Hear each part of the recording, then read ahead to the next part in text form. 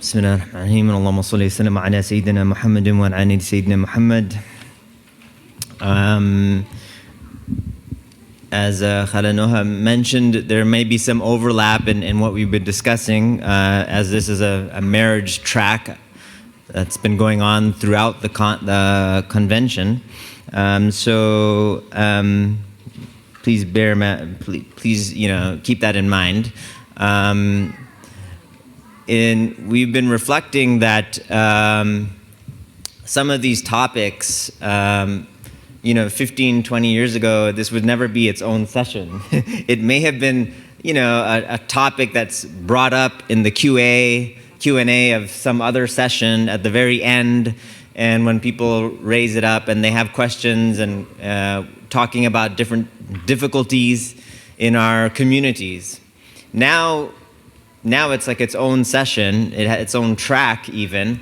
And to me, that's a good sign in the sense that we have more awareness about these issues, and we're more willing to discuss about things that are maybe in the past it was maybe too embarrassing, or we didn't even know how to discuss these topics.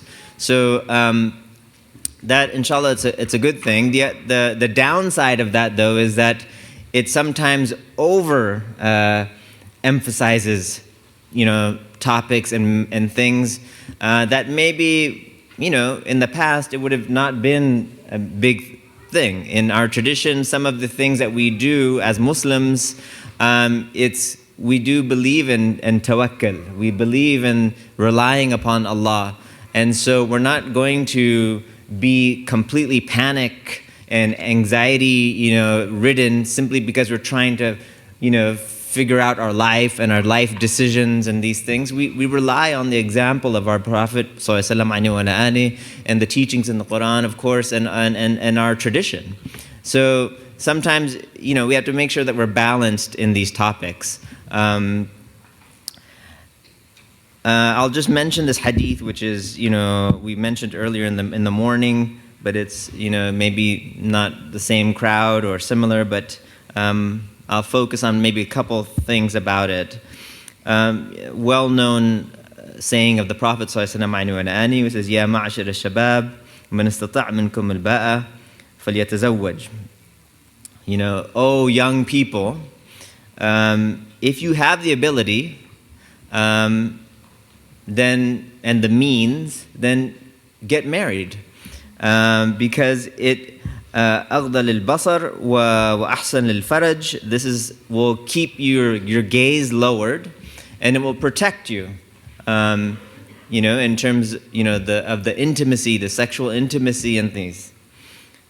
And ومن لم يستطع فعليه بالصوم. And if you don't have the ability, you don't have the means, then a good recommendation is fasting, because it will control those desires. And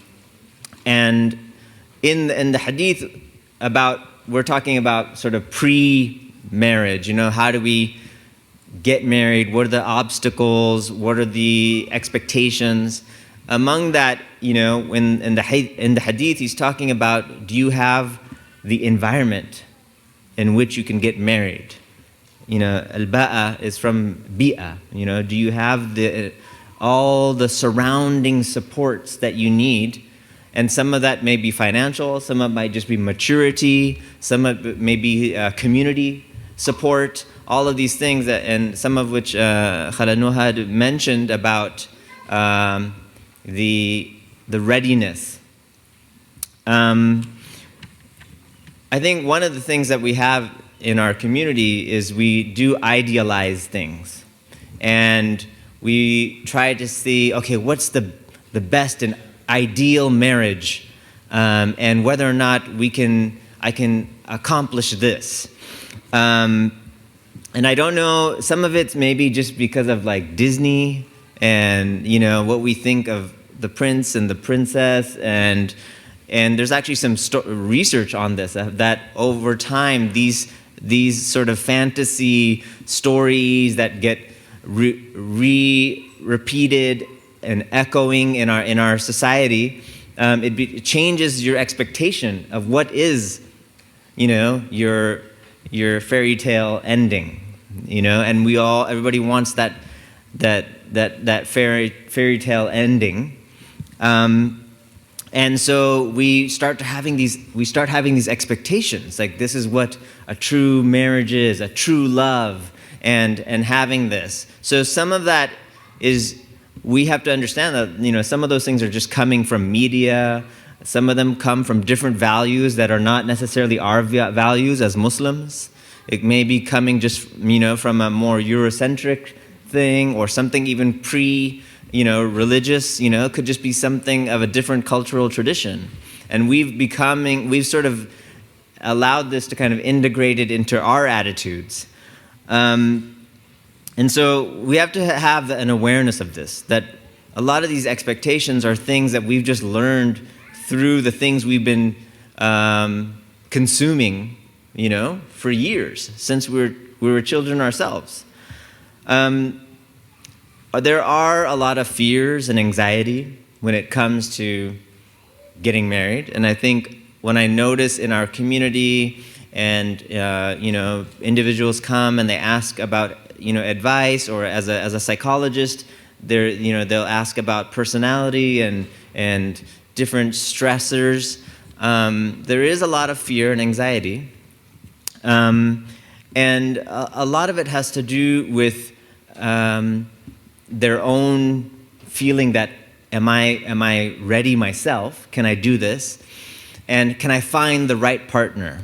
And I think what we're trying to emphasize is that you don't have just one soulmate in the world that you need to find that person. And if you find that person, that's it. You'll never have any problems in your marriage. This is an error in the mind. It's illogical to think that this is how it works. More likely, there's a number of people in the world that you could match up with, and it would be a good match. Not everybody is going to be a good match for you. Like, you can't just force this, but it is, based on your personality, your interests, your personal history yourself, your experiences growing up.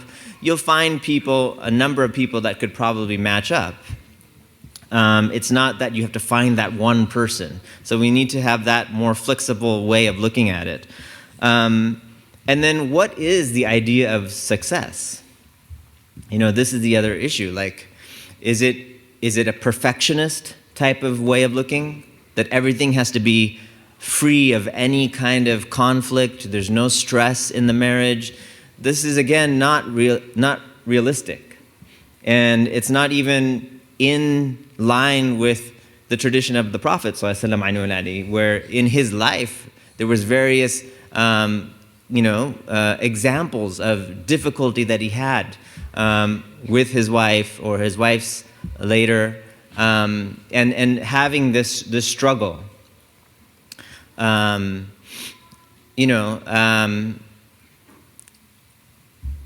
There's something about, it's still a human reaction. It's a human experience.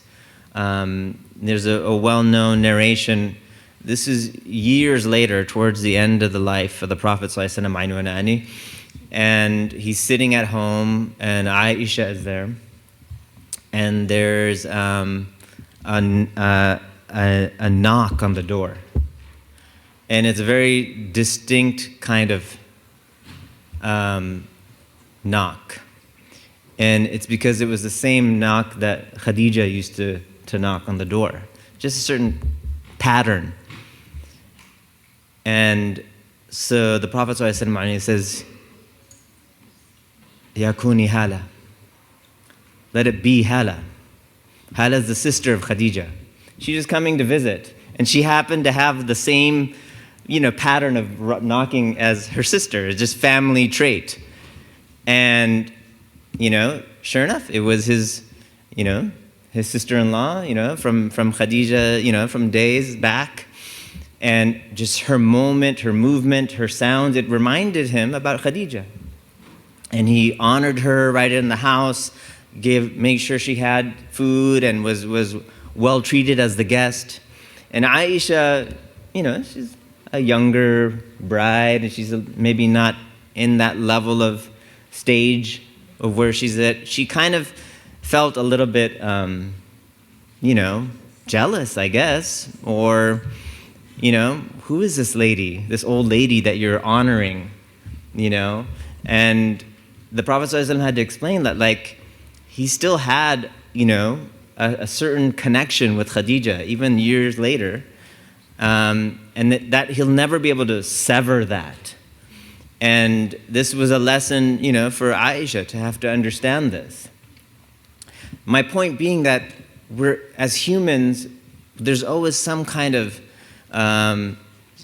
nuance in our experiences. And there's no idea that something could be just completely flawless and ideal. So if you have, if that understanding and you have that flexibility, it will save you, a lot of, stress. Because we do now have, maybe a little bit of a crisis in our community, which is that people aren't getting married. And people feel maybe it's not possible. I can't find this ideal partner. And if that's what you're searching for, then yeah, you probably won't find that. Because it's just not reality. Dr. Nohash, you mentioned about this idea of I need to be sure. I need to be sure before I can jump. And when you jump, it's a leap of faith, right? You're jumping into something you don't fully know. And that's the nature of jumping into a decision, a stage in life that you've never been in that stage before. You don't know all the factors. You'll try to as best you can. And the Prophet ﷺ has given us advice of the reasons why you would get married and how do you know if someone's a fit, a good candidate, and all of these things. But it means that these are things that you can figure it out to a certain degree, but you can't fully know. You're not going to fully know until you're in it.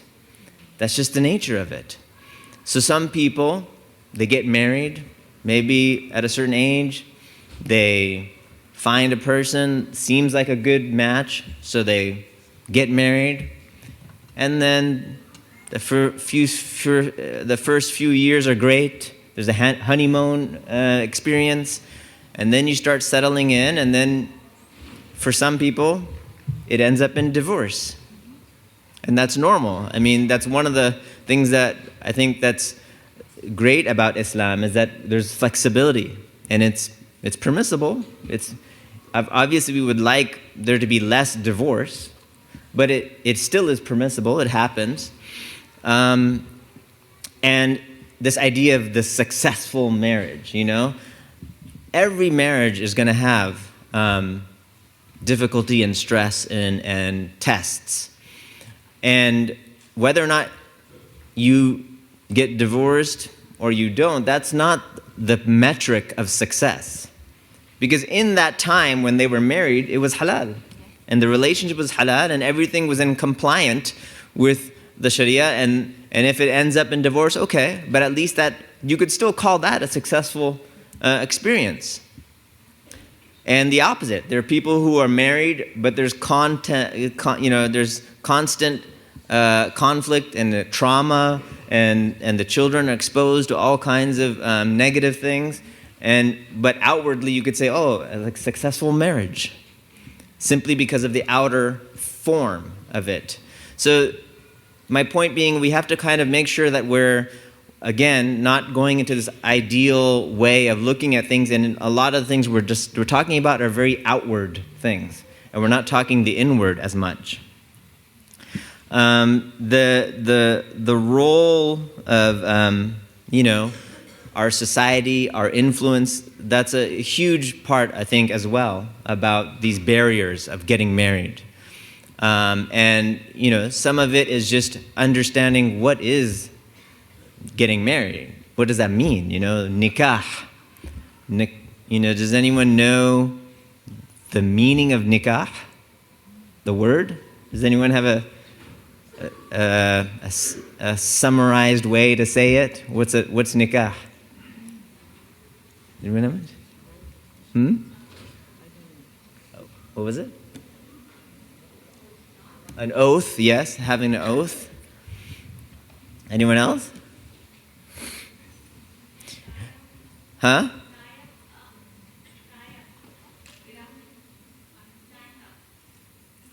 Tying up?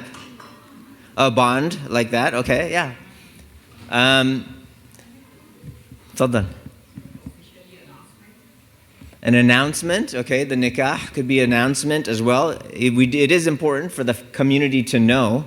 That's why we do like the walima and to like people to have an awareness, oh, this is a couple now. But actually, you know, pragmatically, our deen is also very logical, you know. It has to do with just your life and the day-to-day type of things as well.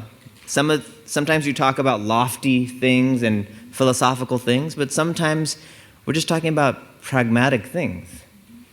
Nikah, you know, linguistically, it just means it's the permission for the couple to have intimacy under the auspices of the Sharia. That's why you have the contract. That's why the family agrees, and the bride and the groom have this oath that they take, so that they can basically have an intimate relationship that's halal. And so it's very pragmatic in some ways as well. And it doesn't take away from all the romantic things. You can still have that, and you can still have the love and all that too. But understand that this is for the benefit of our society, our community, and our progeny, you know, and that our children then they're born under, inshallah, that kind of structure. So there's a spiritual reasoning, you know, for the family unit to function. And so some of this, you know, we start getting affected by things like social media. We get, as I said, you know, movies and sort of the lore about it, but to also make sure that we also still go back to the Sharia, which is very practical in how it helps you with your life and how to function as a Muslim. You know, the idea that the hadith about, you know, how a woman is married for money or status or beauty, and then the deen being the one that you would seek out, and the same thing for a man with good character and deen, that this would be a good candidate. Is the idea that, you know, in Islam, these are what we're trying to emphasize. Because in the end of the day, and we, you know, when we just see images on the news about our brothers and sisters in Palestine, or people dying in Sudan and around the world, you start to get that reality check. And what is the end of all of this? All of this is that we're in this temporary world. The dunya is very fleeting. It's a short time, and then we're going back to Allah. So in that short time, you know, the thinking about the deen, prioritizing a person's character and the deen, you know, in the end, I think this is the way that where we should start to think about the successful marriage, you know, because the outcomes are going to be with Allah anyways. We don't know all the outcomes, and we can't predict all the outcomes, and Allah has written it already. But we as Muslims, we know that there's a divine plan, and our job is to make sure our intentions are in line. So what is your intention of getting married? What's your intention of trying to search that maybe one of those matches of the people in the society that could possibly match up with you? These are the type of questions we should ask ourselves. I'll end on a funny moment, or you know, a memory that kind of keeps me warm, I guess. You know, my father-in-law, Allah yarhamu, which, you know, Khala Noha knew him very well. You know, when I proposed to my wife, about getting married, and we went, to meet my potential or father-in-law, who became my father-in-law. And I think initially our dads met first, and then we had like some family gatherings where the two families got to meet up with each other.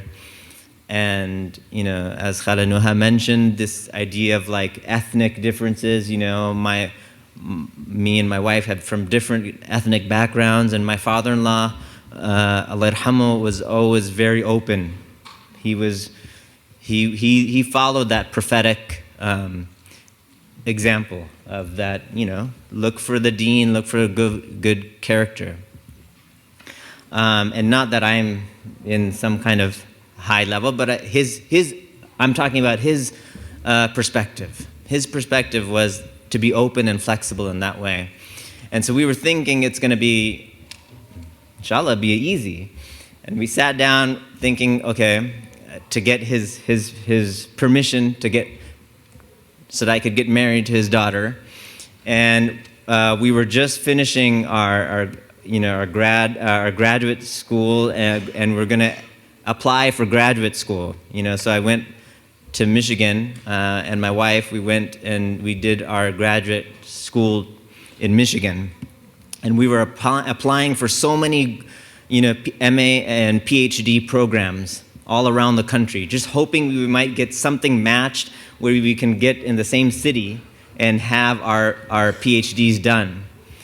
And my father-in-law says, okay, it looks all great, everything seems fine, My only request is, if you want to get married, is you guys have to enter and get acceptance into the same PhD program. And I was like, this doesn't seem like likely at all, because they get, for a clinical psychology PhD program, they get 300, 400 applications, and they give 5 or 6 slots. It's more competitive than med school. And I was like, I don't know. I don't know if this is going to happen. We were just thinking to get the same city. But subhanAllah, in the end, we actually did get accepted to the same grad school. My wife and I, we were 2 out of the 6. 1/3 of the class.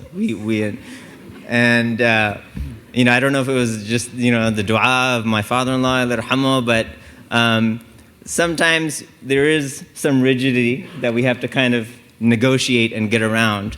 But in the end, we focus on the inward and the things that will last us in the afterlife.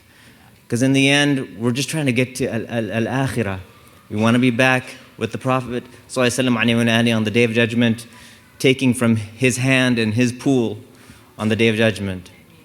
May Allah allow us to be amongst those that are on the straight path, and may He cover and protection all of our young people.